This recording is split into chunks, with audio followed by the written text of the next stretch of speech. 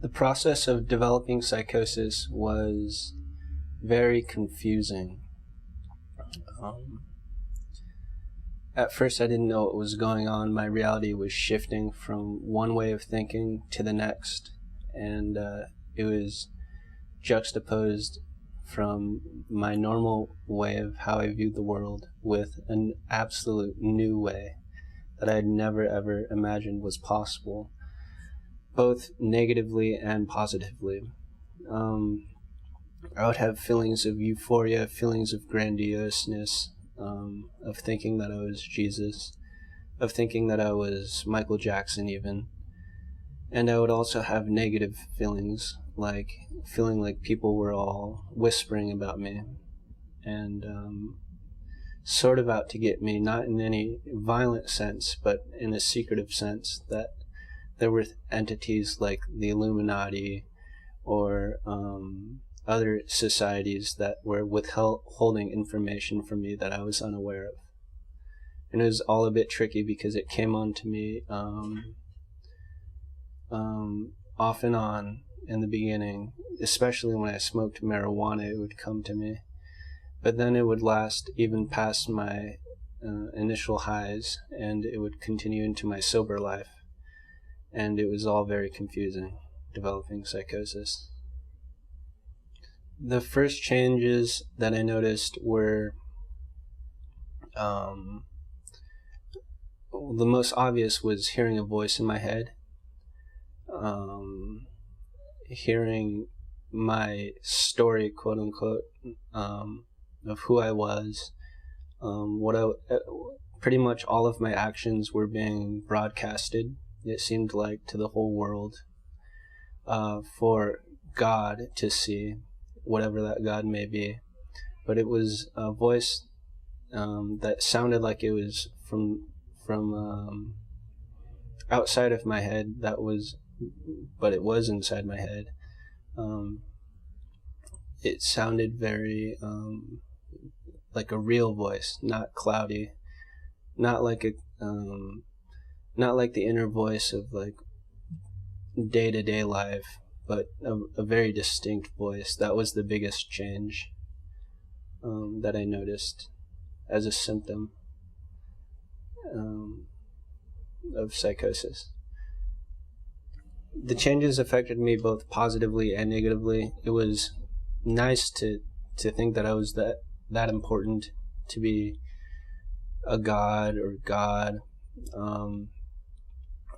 but it was negative in the sense that I was detached from my friends and who they had known me to be, because I stopped communicating with them in any verbal sense because I thought they could read my mind. So really all forms of communication were just lies, because if I had to speak my mind, it was coming out of something unnecessary, because I believe they could already read my mind. So all of my words were nonsense if I were to speak. Little did I know that's not how communication actually works. Ideas are expressed and formulated into the shared world, and we don't actually know what's going on inside our heads until they are shared in this outer space that we all cohabitate. But I was living in my private world, and I thought that my private world was somehow connected to everyone's world. But there's a thing called expression and communication, and that was one of the other changes. When I started experiencing changes, I acted differently. I stopped communicating with words. I stopped doing normal behavior like saying hello, normal chit-chat. I stopped being so literal, and I was living in a big metaphor.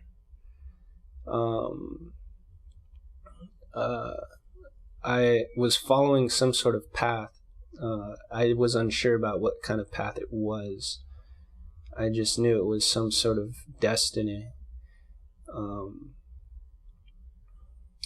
But it led me down a dark hole because of the unknown. I wasn't asking questions to people literally. I wasn't asking if I was God. I had just believed it, and I was just acting on that accordingly by doing things like walking down the street and believing that everyone's conversations were about me. And I developed a big inward focus, and I stopped caring a lot about questioning about other people. It was just about me. And I stopped really giving out love to other people and saying, you're God, or you're part of this, or this is a wonderful world. I just stopped caring about the outside world, and I was more focused on what my identity was.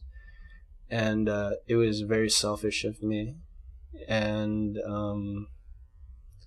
that was one of the negative aspects of psychosis. Other people, my friends literally called me in one day and called my mom in, and they said that I was acting a bit strange, that I was not making any sense at all. And I was living with my friend Max during this time, and Max had called my mom and told her to pick me up because I was making no sense at all. And it caught me off guard because it was literally a secret that he called my mom. He didn't tell me. And so that part was a secret, a literal secret, not a big metaphorical secret like people whispering behind my back, complete strangers. It wasn't like that. But that secret tied into my other beliefs that other people were out to get me, and it exaggerated my ideas that strangers were really talking about me, when in fact it had only been one case of Max calling my mom in to address the fact that I was not making any sense. And he was actually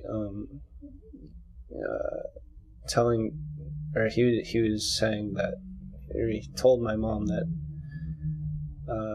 I needed a new place to go because I was staying at his house. He didn't do it in any negative sense. He was just saying that I needed to go. It was my time to leave. Aside from that, there were my friends who told me that I was playing piano differently because I love to play piano, and they were saying my piano was making a lot less sense. And my friend Jacques, he told me that. He told me my piano just started becoming a little bit more muddly sounding and a little bit more abstract, and I lost my my literal touch. And so a lot of this was just a big world of literal meaning versus abstract meaning. And my literal friends were not able to communicate with me in my abstract world, and so they were telling my parents and they were telling me to my face that I was not making any sense at all. And that was one of the changes that how people started treating me, or not treating me, but interacting with me. Because I was treated fairly and positively. They loved me and I loved them. And I still love them and they still love me, thankfully. Working with EASA was very, very positive. It was unbelievable. It was like, well, first of all, to know the part of my story, I acted, to fully understand my story, I acted with a bit of not only confusion, but I acted against the law. So I did a crime, actually. And so when I say that EASA was very helpful, not only were they helpful in reformulating my reality, but they were helpful in forgiving me. And I felt like EASA was not there to punish me. They were there to teach me the ways of how the world actually works, because I never had malintentions. I was truly going with the flow of things, but the flow of things were weird, unconventional, and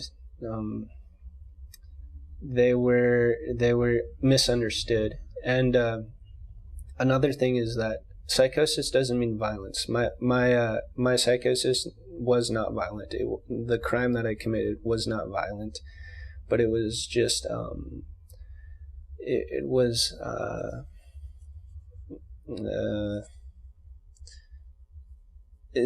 not right. It was not right. It was wrong. And I had to know what was wrong and what was right. And which is really weird, because I had already been taught what is right and wrong from when I was a kid. But because I sort of dipped into the world of like of my psychosis and of new ideas of my own morals, I was pretty unsure of what was right and wrong. And EASA really, to bring it back to EASA really had to teach me again, not as a judge, not as an authority figure, but as a mother or father. Like, this is what is right, and this is what is wrong, you doofus. They never called me doofus, but they were like, they were loving, and they just taught me my lesson. And so I'm very, very, very, very, very grateful for EASA, and for my family, and for friends, and for the circumstances that I've been put into. And I'm able to have a good sense of being, a well-being, like a fortification of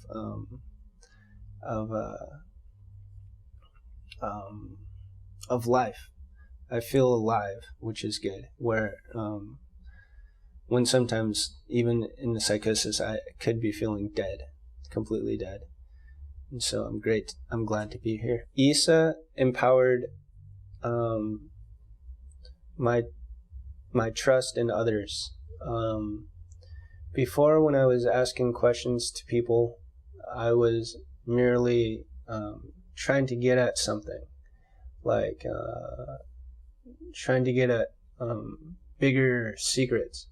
But just having small talk, small conversations with people again was warming, because during the psychosis, everything was a big, everything meant something so huge, when really it was just that it was nice to be in front of a person and just enjoy their company without having to like dig deeper into some other big extravagant meaning of life or something. And so EASA, by having communications with them in that light talk, positive, comforting way, was reaffirming to how I once lived in the world before having psychosis. EASA, I can't say, I can't talk about EASA without actually addressing my friend's definition of EASA, because this sort of ties into how I was living previously, which was all about God. Literally, they said literally that we are a group of people who work with people who've had psychosis. We understand what you're going through. You're human. This is how humans operate.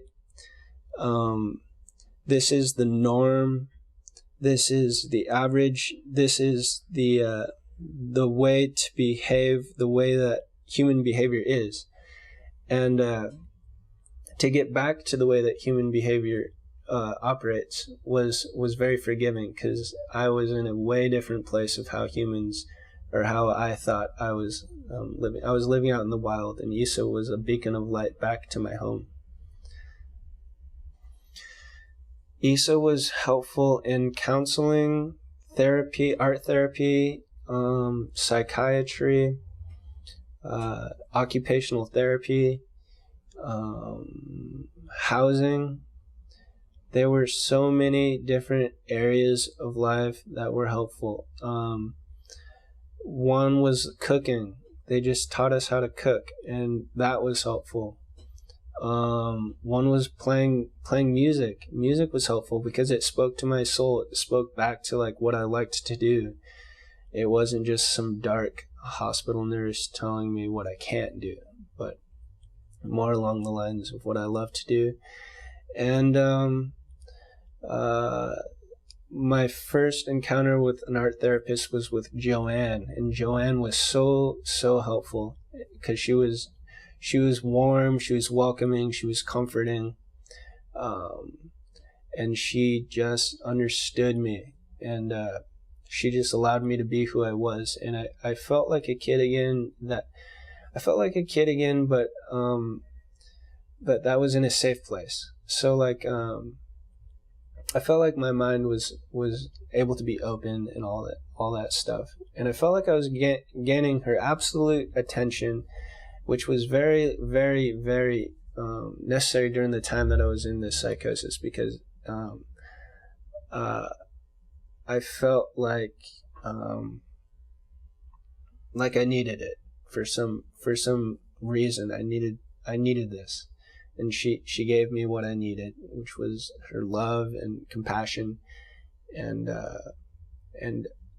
attention, I'm gonna say. Since then, I've known that getting attention isn't always so appealing. Sometimes you want to get away from it all. But that's just some of the ways that EASA and Joanne, and to name some others, Todd, Bill, Melanie, have helped me. Working with a medical provider was very, very frustrating at first, because I didn't want to take medication, and I wanted it my way or the highway. And so there was a time when, and they all know this, when I was faking taking medication. I just wasn't taking it. And then I later told them that I wasn't taking it. Now I'm injected with Abilify every month, so there's no way of getting around that. I'm taking my medication. But there was a time when I was not taking my medication, and really, the voices never returned. So in a way, I felt like I was confused about what medication actually does. But I think medication, I know it's helped because it's all part of the treatment. The treatment's not just medication. Medication is only one part of the treatment, but it's still part of the treatment. And I know the bigger parts were EASA's team members, being like family with the team members was way more important than any medication. But the medication still helped a little bit. It was part of my ordering of certain chemicals in my brain, just like any diet would help. So does the medication. Now, to what extent is up for grabs, in my opinion. I'm not sure, like 50-50, is it 50% this, 50? I don't know, but it does help. So I was at first I was against it, but now I'm a supporter. Other life goals have been, aside from finding my true love, is piano, becoming a better piano player. And I will always stick with piano. It's one of my favorite hobbies of all time. I'd say family, piano, craving for new explorations is still, the exploration part still never left me, but and I don't think it ever will. But this time I can do it with a level head and with support along my journey. And that's my those are my three biggest goals. A helpful approach to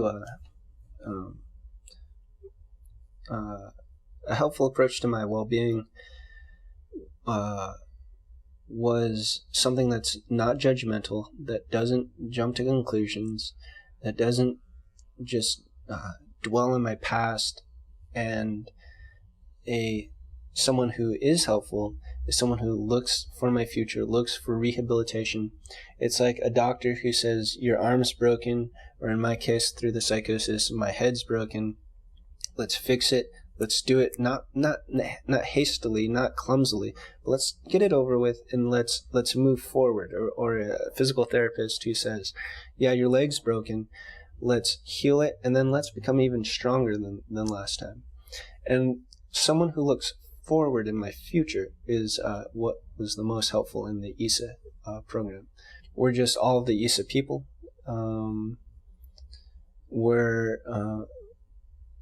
Yes, finances too. They would buy me food when necessary, or not when necessary. I was never hungry, but they would just feed me out of nowhere, out of their grace. Other resources, they were open to paying for a house, or not a house, but an apartment for me to stay at. We never actually solidified that, but we were working on that. Another resource was the instruments that they provided, and the art supplies that they provided, and were the outings that they provided, like going to the zoo, going to OMSI, and just being out in the community was very helpful. The most important things I've learned about staying well and avoiding relapse would be to constantly have dialogue with other people. And communication through the speaking what's in your mind. Too often would I get trapped in my own mind and not ask for clarification of what actually was going on. I have also come up with a test to see if people can read my mind or not. It's you hold an object in your head, and you ask, what is it I'm holding in my head? And you keep it a secret, and then they say a pencil, and you say no, an apple, or they get lucky, and maybe that would trigger a relapse. But more often than not, you could do it again. You could just keep testing, and eventually you would find that if you really trust a person, then by them guessing wrong, it means that what you hold inside your head is very, it belongs to only you. It's not this like outside thing that everyone can gaze upon. It truly is your secret. It truly is your privacy. What I would say to a new professional who has just started working with with a person who's just newly begun experiencing psychosis is that take it easy and take it slowly for that new person, because that new person has these grand delusions that are hard to get through. It's like huge, not a huge wall, not like just one wall to break through. It's really just like all these different blankets that you have to like sort of lift up and like go through, and really all these different layers that are necessary in understanding what this person is actually talking about. So by no means should the new professional break the new patient. Like, no, you're not understanding reality. The reality works like this. I don't think that would work. that I never had that happen to me at EASA, and I don't think that would have worked anyway. Now, since I've never had that experience, maybe it would be helpful in certain instances, but you could talk to someone else and see if that really helped or not, and to get a better understanding. For me, it was more like the blanket analogy, where they really had to go through the different layers of what I was talking about.